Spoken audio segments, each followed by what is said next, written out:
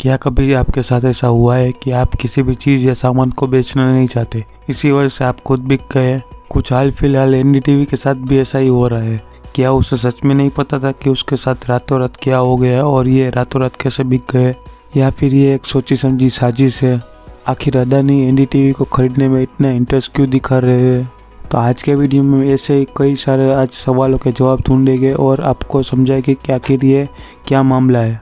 अगर आप किसी भी सेक्टर में बिजनेस या किसी भी सेक्टर में सर्विस बेच रहे हैं तो आपको ये बात ज़रूर पता होनी चाहिए कि हमें क्या करना चाहिए और क्या नहीं, क्योंकि आज की एनडीटीवी की केस स्टडी में भी हमें यही देखने को मिलेगा। वीडियो शुरू करने से पहले आप सभी से रिक्वेस्ट है, अगर अभी तक आपने इस वीडियो को लाइक और चैनल को सब्सक्राइब नहीं किया तो प्लीज़ सब्सक्राइब कर दीजिए और साथ में नोटिफिकेशन बेल को भी दबा दीजिए, क्योंकि यहाँ रोज़ाना ऐसी इंटरेस्टिंग वीडियो लेके आता रहता हूँ। अगर आप हमें पर्सनली कनेक्ट करना चाहते हो तो आप हमें इंस्टाग्राम पर भी फॉलो कर सकते हो, क्योंकि इस वीडियो के बाद जो भी नेक्स्ट वीडियो का टॉपिक आएगा वो सबसे पहले इंस्टाग्राम पर भी अनाउंस होएगा। तो बिना किसी देरी के आज का वीडियो शुरू करते हैं।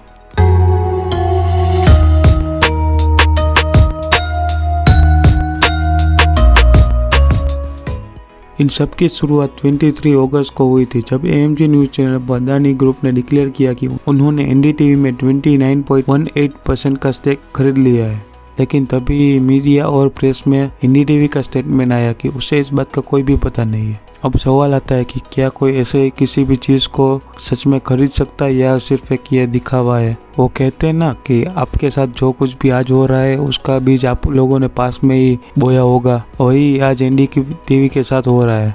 तकरीबन आज से 12 साल पहले यानी कि 2009 और 2010 में आरआरपीआर ने वीसीपीएल से 403 करोड़ का लोन लिया था। आरआरपीआर यानी कि राधिका रॉय और प्रणय रॉय की कंपनी, जो इंडिविजुअली एनडीटीवी का 29.18% स्टेक ओन करती थी, और वीसीपीएल यानी कि विश्व प्रधान कमर्शियल प्राइवेट लिमिटेड, इसे अदानी मीडिया ने 103 करोड़ में खरीद लिया है। इसी वजह से एनडीटीवी का इनडायरेक्टली शेयर जो 29.18% था वो सारा अब अदानी के पास चला गया है। आप जितना आसान समझ रहे हैं ये उतना आसान नहीं है, क्योंकि वीसीपीएल है वो सिनाया ग्रुप रिटेल प्राइवेट लिमिटेड को ओन करती है और सिनाया को रिलायंस ग्रुप ओन करता है।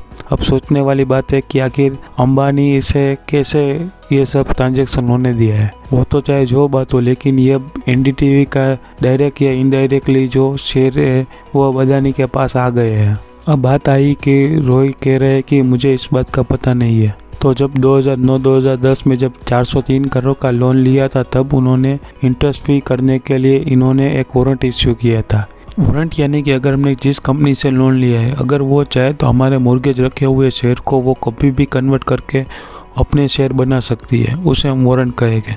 और आरआरपीआर भी इसी डील पर एग्री हुए थे। इसका मतलब है कि उन्होंने जो डिक्लेयर किया है कि 61.45% वो बोल रहे हैं कि हमारे पास है, वो रियलिटी में उनके पास था ही नहीं, क्योंकि उन्होंने 29.18% का शेयर ऑलरेडी मॉर्गेज या कहे कि बेच ही दिया था। अब बात करें कि आखिर एनडीटीवी में अब अदानी क्या रोल निभाएगी और उनका क्या स्ट्रेटजी है। अब हम लीगली देखें तो उनके पास 29.18% का स्टेक तो आ गया है और उन्होंने इसके अलावा 26% का ऑफर रखा है। उनका प्राइस है 294, और अब अगर हम एनडीटीवी के शेयर के प्राइस के बारे में बात करें तो वो अब 400 प्लस है। और कौन लोग इसे अपने शेयर इतने सस्ते में बेचेंगे, आपको भी एक क्वेश्चन आएगा। लेकिन शायद यहाँ भी अदानी जीत जाए, क्योंकि अगर हम एनडीटीवी के रिटेल के बड़े होल्डर के बारे में बात करें तो उसमें दो नाम सामने आते हैं। पहला एलटीएस इन्वेस्टमेंट फंड और दूसरा है विकासा इंडिया फंड। और एलटीएस के पास अभी 9.75% और विकासा के पास 4.42% का शेयर है। विकासा का तो पता नहीं, लेकिन एलटीएस अपना शेयर जरूर बेचेगी। क्यों, चलिए ये भी जान लेते हैं। एलटीएस एक मॉरिशस बेस्ड एक फर्म है। जैसा ही इसके नाम से पता चल जाता है कि वो अलग अलग कंपनी और अलग अलग कंट्री में अपना पैसा इन्वेस्ट करती है, तो उन्होंने अपना पैसा जो इंडिया में इन्वेस्ट किया है वो सबसे ज़्यादा अदानी ग्रुप में किया है। आप जानकर हैरान हो जाएगी कि अगर हम इंडिया के बारे में बात करें तो उन्होंने अपना इन्वेस्टमेंट 98% अदानी में ही सिर्फ किया है। अब समझ में आ गया होगा कि आखिर एलटीएस क्यों बेचने वाला है। यानी कि अगर एलटीएस अपना शेयर बेच दे तो अदानी के पास 38.92% का शेयर आ जाएगा। इसका मतलब है कि सारा कंट्रोल अब अदानी के पास चला जाएगा, क्योंकि रॉय के पास अब सिर्फ 23 नहीं बल्कि 32% ही सिर्फ शेयर बचेंगे।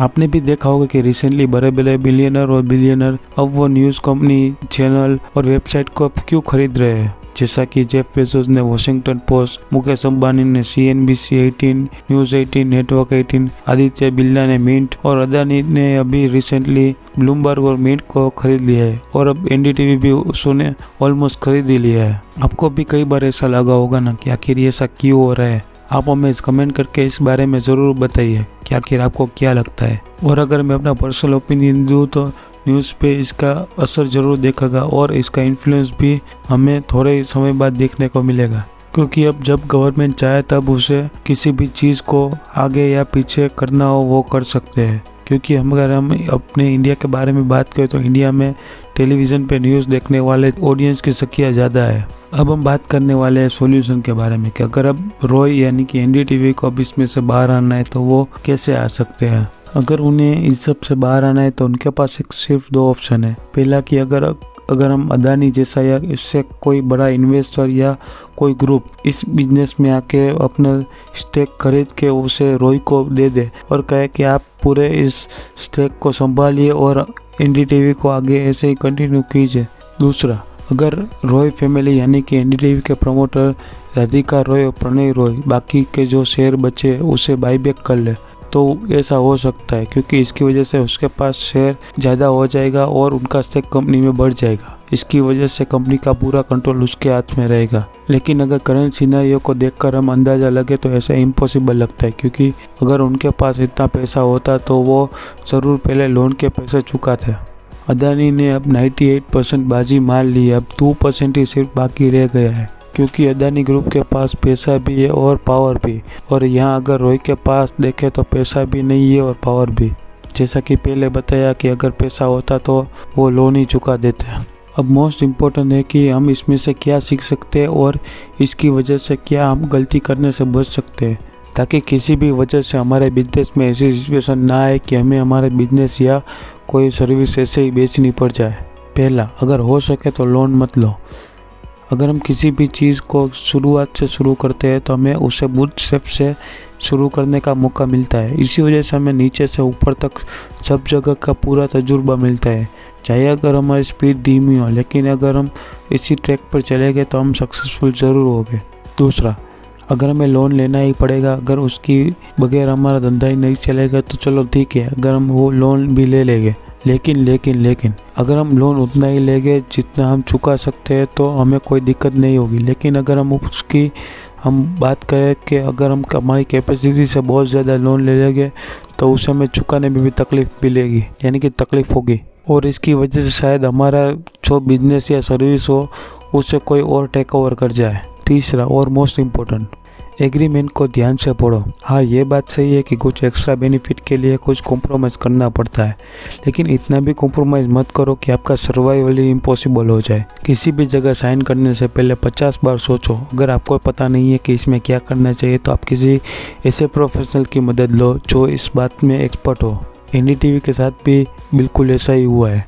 अगर आज से 10 साल पहले उन्होंने ये बात का ध्यान रखा होगा तो ये शायद नौबत ही नहीं आती। तो ये था NDTV के टेक ओवर का पूरा मामला। आपको क्या लगता है इसके बारे में, आप हमें कमेंट करके ज़रूर बताना। और आपको कैसा वीडियो कैसा लगा वो भी हमें कमेंट करके ज़रूर बताना। और आप ऐसे इंटरेस्टिंग वीडियो देखना चाहते हो तो आप हमारे चैनल को सब्सक्राइब कर सकते हो। और आप इन फ्यूचर किस टॉपिक पे वीडियो देखना चाहते हो वो भी हमें कमेंट करके ज़रूर बताना। Thanks for watching.